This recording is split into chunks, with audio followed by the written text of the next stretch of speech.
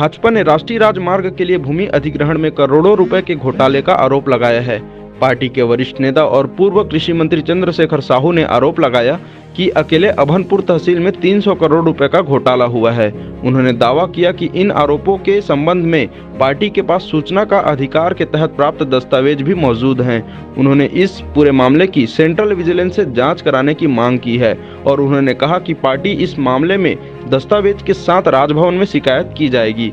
केंद्रीय मंत्री से भी इस मामले की शिकायत की जाएगी। पार्टी कार्यालय एकात्म परिसर में शनिवार को आयोजित प्रेस वार्ता में साहू ने कहा कि कई किसानों को 18 गुना तक मुआवजा स्वीकृत किया गया। इसके बाद उनसे दबाव पूर्वक राशि ली गई। उन्होंने बताया कि जिन किसानों को 1 करोड़ रुपए मुआवजा मिलना था, उन्हें 18 करोड़ रुपए मुआवजा स्वीकृत करके उससे दबाव पूर्व 80 लाख रुपए ले लिया गया है। ऐसे कई मामलों की जानकारी मिली है। उन्होंने बताया कि जमीन का मुआवजा रकबे के हिसाब से होता है। इसके तहत एकड़, डिसमिल और वर्ग फीट के लिए अलग अलग दर है। इसी में हेरफेर करके यह घोटाला किया गया है।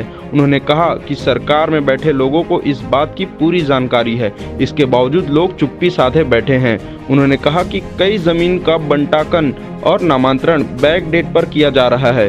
उन्होंने कहा कि इस काम में मुआवजा माफिया, जमीन माफिया का गिरोह काम कर रहा है। उसका सरगना यहाँ रायपुर में बैठा है। भारतमाला कॉरिडोर निर्माण, विशाखापट्टनम, ये सारे विषयों को लेकर आज हमने बातचीत की है कि जो मुआवजा वितरण में, भूमि अर्जन में जिस प्रकार से घपले किए जा रहे हैं, घोटाला किया जा रहा है, वो सैकड़ों करोड़ में 300 करोड़ तो एक तहसील का है। और इसके साथ साथ प्रदेश के अनेक इलाकों में इस प्रकार से मुआवजा वितरण में घोटाले किए जा रहे हैं। राज्य सरकार के संज्ञान में आने के बाद भी कार्रवाई क्यों नहीं हुई? राज्य सरकार की ओर से जांच होनी चाहिए, वो क्यों नहीं हुई? और इसलिए हम इस विषय को लेकर राजभवन में जा रहे हैं।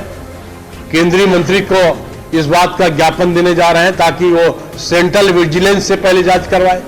बाद में यदि ये बड़ा मामला है, आगे जाके सीबीआई जांच की भी मांग हम कर सकेंगे।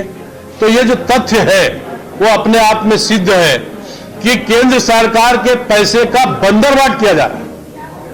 केंद्र सरकार की राशियों के सैकड़ों करोड़ रुपया ये किस तरीके से भूमि माफिया और मुआवजा माफिया के सिंडिकेट के माध्यम से कुछ लोग कर रहे हैं। ये जनहित में, लोकहित में, प्रदेश हित में और किसान के हित में हमने इस मामले को लाने की कोशिश की।